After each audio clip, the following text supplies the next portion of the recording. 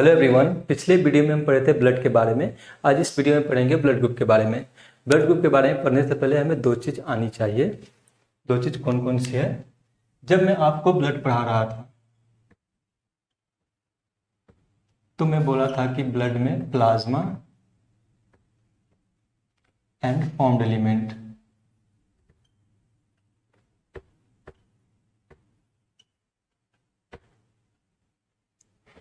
Plasma and formed element से blood बनता है। और प्लाज्मा में एक प्रोटीन था इम्यूनोग्लोबुलिन जो एंटीबॉडी बनाता था, और फॉर्म्ड एलिमेंट में रेड ब्लड सेल था जिसे हम इरेथ्रोसाइट भी बोलते थे। तो हमें बस इतना याद रखना है कि प्लाज्मा में एंटीबॉडी बनता है और उसके बाद रेड ब्लड सेल्स। तो ठीक है, हम स्टार्ट करते हैं blood group. Blood group topic लिखते हैं।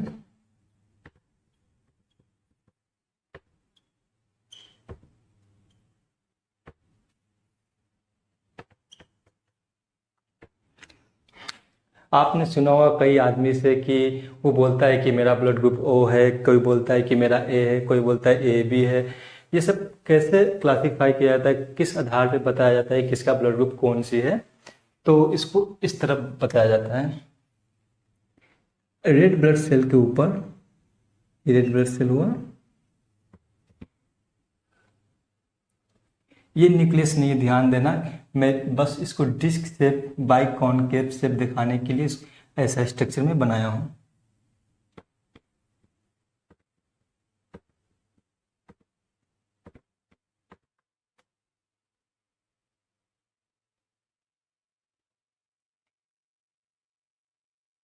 रेड ब्लड सेल के ऊपर एंटीजेंस होते हैं, इस टाइप के एंटीजेंस होते हैं, कहीं पर नहीं होते हैं, कहीं पर दो एंटीजेंस एक साथ ही होते हैं।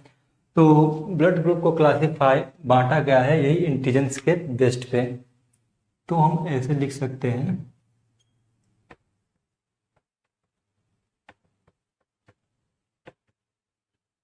Classifications of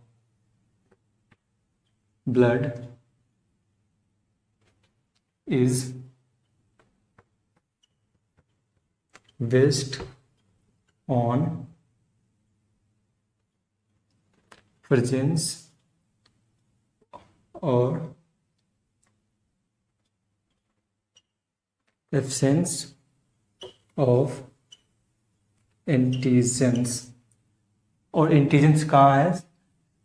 red blood cells के सरफेस पे, on the surface of RBC। तो ब्लड ग्रुप को हम बांटते हैं उसके सरफेस पे एंटीजेंस होता है उसी के आधार पे। तो आगे बात करते हैं। हमारे पॉपुलेशंस में सबसे ज़्यादा ब्लड ग्रुप पाया जाता है ABO ब्लड ग्रुप सिस्टम्स, और उसके बाद RH blood group.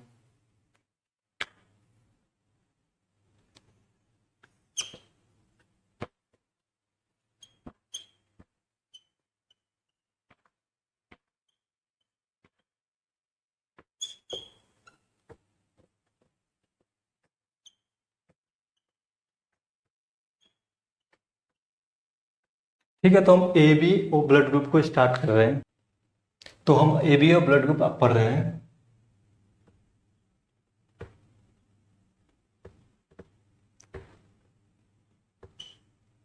ABO blood group को सबसे पहले डिस्कवर कौन किया था, पहले ये जानते हैं।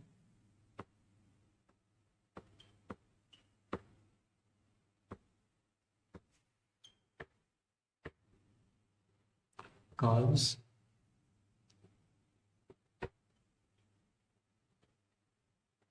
ABO ब्लड ग्रुप को सबसे पहले डिस्कवर किया था कार्ल्स लैंडस्टेनर ने। ये सवाल भी आया था कि ABO ब्लड ग्रुप को डिस्कवर किसने किया था, तो कार्ल लैंडस्टेनर ने डिस्कवर किया था।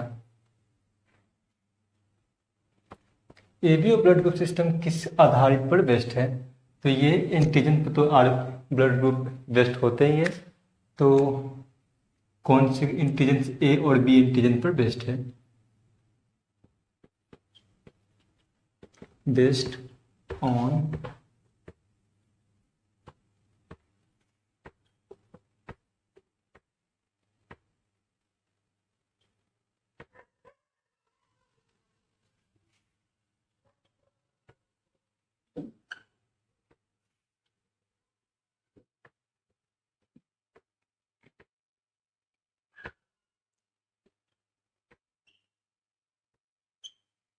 ये बेस्ड होते हैं इंटेलिजेंस ए और इंटेलिजेंस बी पर बेस्ड होते हैं, ये प्रेजेंट होते हैं या एब्सेंट होते हैं। जैसे कि आरबीसी ए हो गया, आरबीसी के ऊपर इंटेलिजेंस लगा होगा, ये इंटेलिजेंस ए हो गया मान लो, और इंटेलिजेंस बी ऐसा हो गया।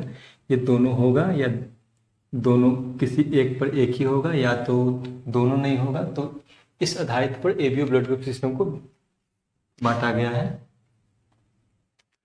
अब इंटेलिजेंस क्या होता है, सबसे पहले इसे भी जान लेते हैं। इंटेलिजेंस प्रोटीन भी हो सकता है, ग्लाइकोलिपिड, ग्लाइकोप्रोटीन्स, कार्बोहाइड्रेट भी हो सकता है। तो ये सब इंटेलिजेंस हो सकते हैं।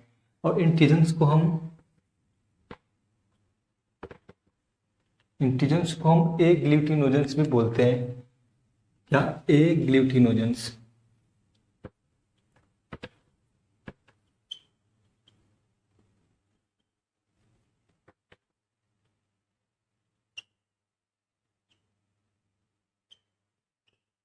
ए ग्लूटिनोजेंस क्यों बोलते हैं? क्योंकि ये आरबीसी को ए ग्लूटिनेशन कर देते हैं। इसके पास कैपेसिटी होते हैं ए ग्लूटिनेशन करने की।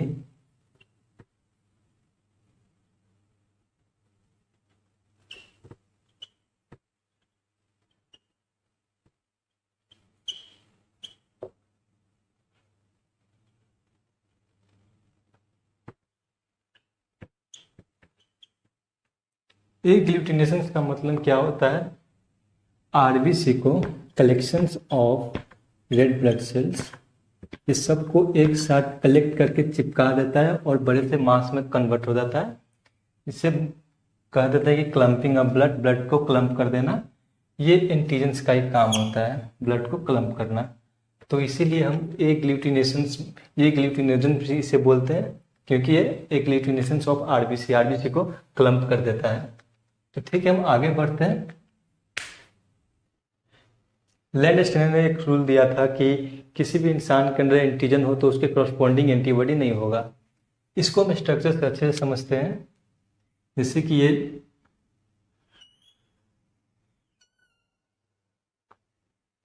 आरबीसी हुआ और इसके सरफेस पे एंटीजन्स है।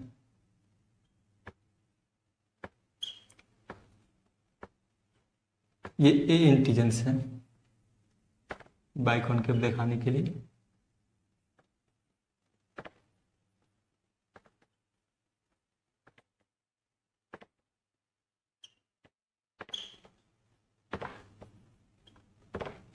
और इसके प्लाज्मा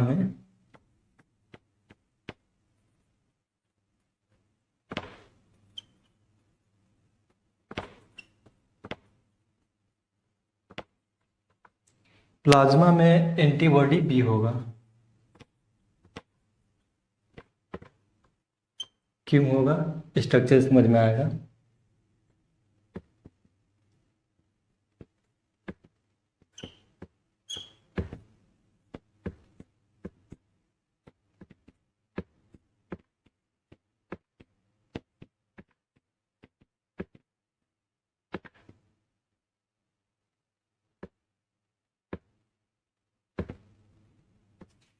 देखो कि अगर ये पहले बी का बना लेते हैं और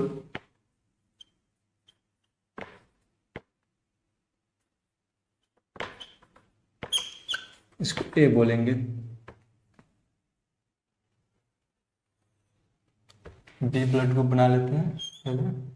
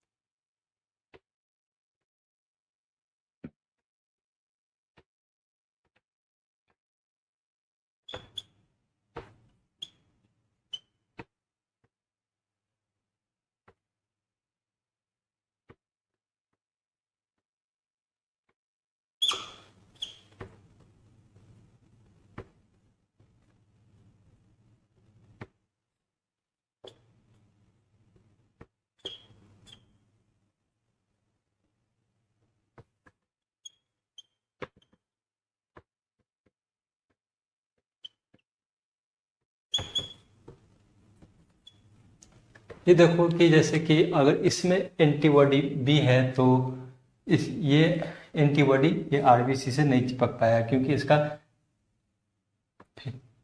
इसका सरफेस और इसके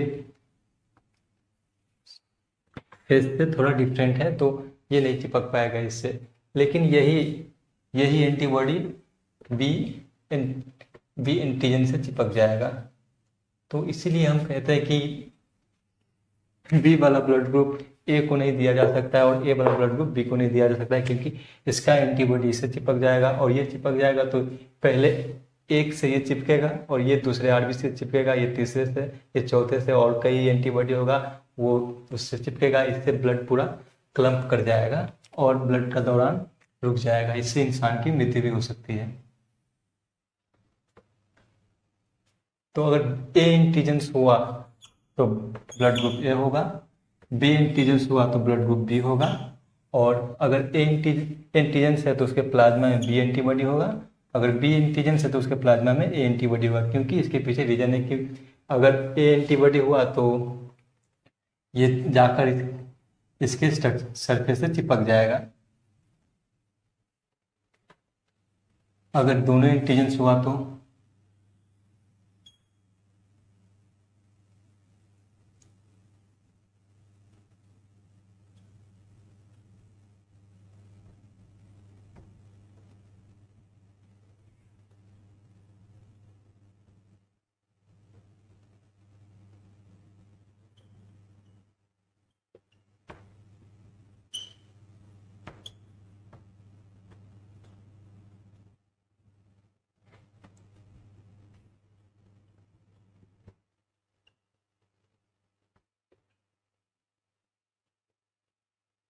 अब देखो कि अगर एंटीजन इसमें दोनों हैं तो इसमें एंटीबॉडी अगर एक भी जाएगा तो इसके सरफेस से जाकर चिपक जाएगा।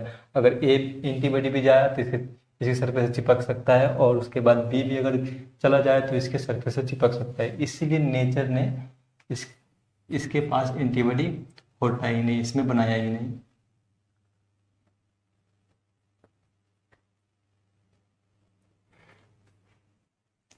अब ओ के बारे में बात करते हैं।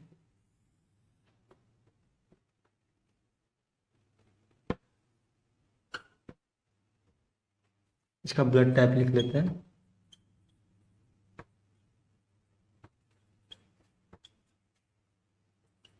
A B. तो ओ के बारे में अगले स्लाइड पे डिस्कस करेंगे, पहले इसे समझ लेते हैं। देखिए, अगर इंटीजेंस ए हुआ तो उसको हम ब्लड ग्रुप ए बोलेंगे। अगर इंटीजेंस बी हुआ तो उसको हम ब्लड ग्रुप बी बोलेंगे। अगर इंटीजेंस ए और बी दोनों हुआ आरबीसी के सरफेस पे तो उसको हम ए बी ब्लड ग्रुप बोलेंगे। अब इंटीजेंस ए के पास एंटीबॉडी बी होगा, क्योंकि अगर एंटीबॉडी ए हुआ, ये हुआ, तो ये इससे जाकर चिपक जाएगा, उससे ब्लड क्लम्प हो सकती है। और एंटीजेंस बी के पास एंटीबॉडी ए होगा, क्योंकि अगर बी हुआ तो ये जाकर चिपक सकती है, तो इससे दिक्कत हो सकती है। और एंटीजेंस ए बी के पास एंटीबॉडी नहीं होनी चाहिए, अगर एक भी हुआ तो इससे जाकर चिपक जाएगा और ब्लड क्लम्प हो सकती है।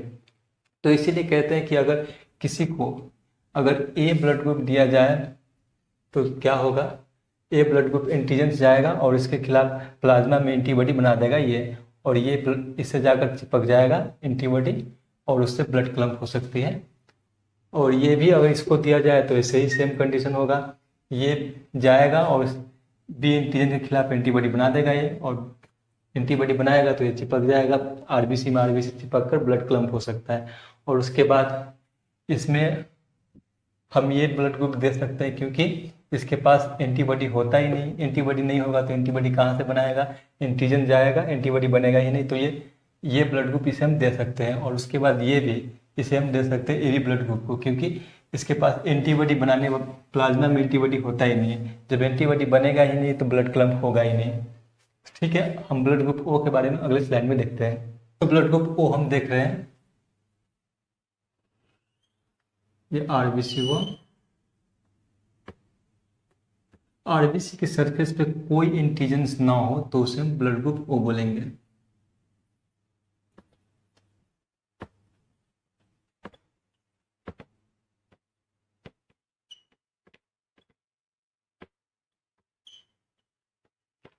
कोई आरबीसी नहीं होगा, एकदम साफ होगा रेड ब्लड सेल, तो उसे हम ओ ब्लड ग्रुप बोलेंगे। और लेकिन इसमें एंटीबॉडी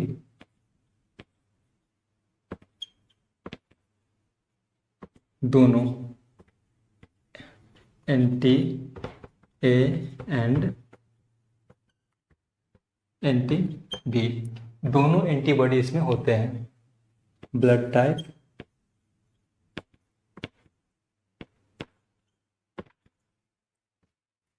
ओ। तो इसमें देखो कि दोनों एंटीबॉडी होते हैं लेकिन एंटीजेंस कोई भी नहीं होते हैं।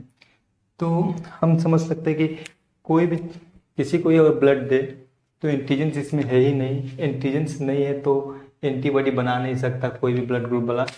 तो इससे क्या होगा कि हम वो ब्लड ग्रुप को किसी भी पर्सन में दे सकते हैं।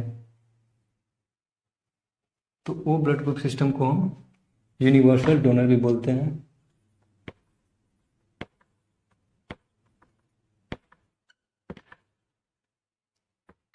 और ए बी ब्लड ग्रुप को, ए बी ब्लड ग्रुप पिछले स्लाइड में पढ़ चुके, लेकिन यहाँ पर जरूरी है थोड़ा सा। इसमें दोनों एंटीजेंस होते हैं।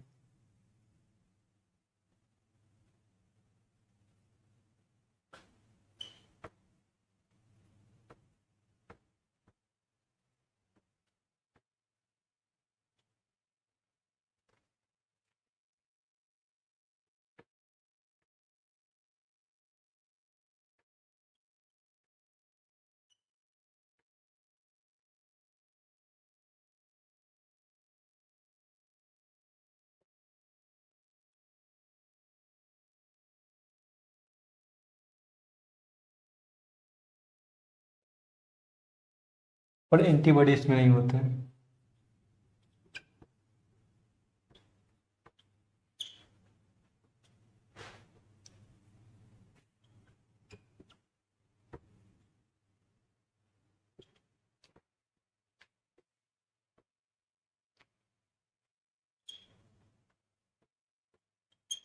तो इसमें देखो कि एंटीबॉडी दोनों है लेकिन इसमें एंटीबॉडी नहीं है। तो इसको तो हम इसमें दे सकते हैं लेकिन इसको इसमें नहीं दे सकते क्योंकि इसमें एंटीजेंस है। अगर एंटीजेंस ए बी दोनों हैं इसमें आएगा तो इसके खिलाफ एंटीबॉडी बना देगा और ब्लड क्लम कर जाएगा। अगर हम ये ब्लड ग्रुप ए वालों को दिए, ए वाले को दिए तो एंटीजन इसमें है नहीं, तो एंटीजेंस नहीं है तो उसमें एंटीबॉडी बनेगा नहीं। लेकिन ए वाला ब्लड ग्रुप हम ओ वाले को दिए तो ओ वाला को क्या होगा, ओ वाला ए ए वाले के खिलाफ एंटीबॉडी बना देगा और एंटीबॉडी बना देगा तो ब्लड क्लम कर जाएगा। बी वाला भी ओ वाले को दिए तो ब्लड क्लम करा देगा क्योंकि बी एंटीबॉडी बना देगा। तो इससे हमें समझ में आता है कि ओ यूनिवर्सल डोनर है। और उसके बाद ये हो गया अब ए बी जो सबसे ले सकता है। जैसे कि इस तरह लिख सकते हैं कि ओ ब्लड ग्रुप ए वाले को भी दे सकते हैं, ए बी वाले को भी दे सकते हैं और बी वाले को भी दे सकते हैं, और ए वाला ए बी को भी दे सकते हैं, बी वाला ए बी को भी दे सकते हैं। तो इससे हमें कैसे समझ में आ गया कि कौन से ब्लड ग्रुप किसे दे सकते हैं। ठीक है, तो अब हम पढ़ रहे हैं आर एच एंटीजेंस। तो पढ़ रहे हैं R H blood group.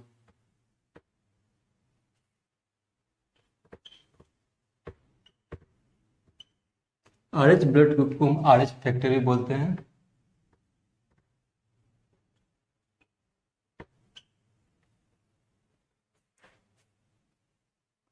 R H blood group को सबसे पहले खोज किया गया था जीसस मोंकी में।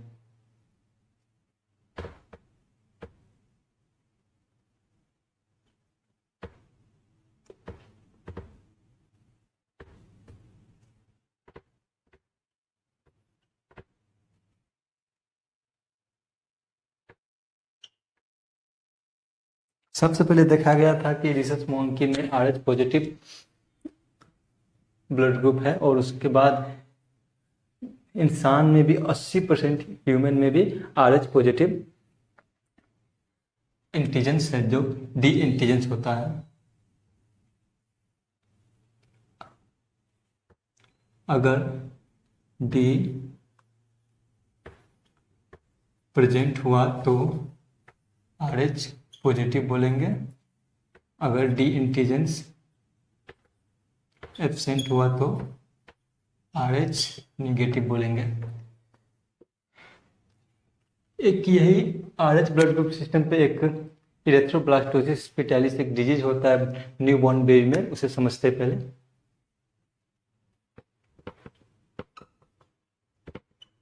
इरेथ्रो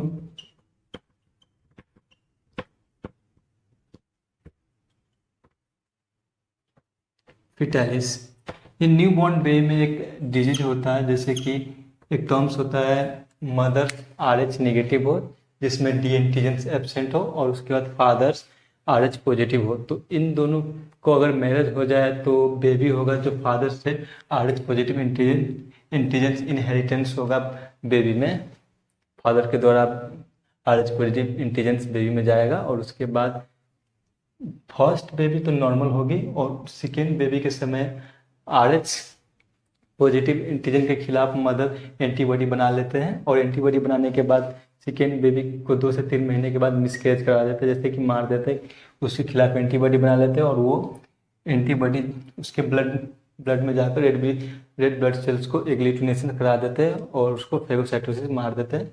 जॉन्डिस या एनीमिया की बीमारी के कारण बेबी मर जाता है। तो ये हो गया ख़त्म आज का क्लास।